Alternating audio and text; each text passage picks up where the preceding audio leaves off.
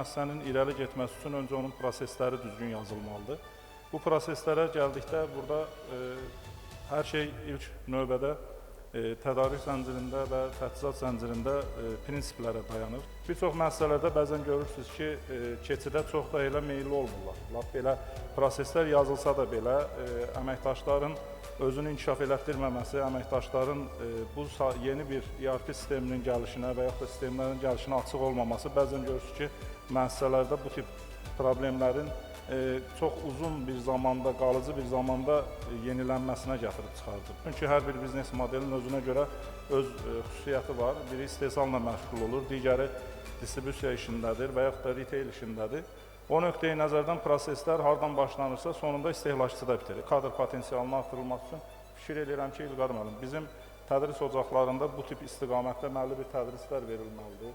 Ən azından nəzəriyyəni biz öyrətməliyik, ondan sonra praktikaya çevirməliyik. Şərait yaratmalıyıq. Bayaq Elgün müəllim qeyd elədiyi kimi memorandumlar imzalanmalıdır universitetlərlə. Orada IQ-su yuxarı olan əməkdaşlar, daha doğrusu tələbələr işə cəlb olunmalıdır.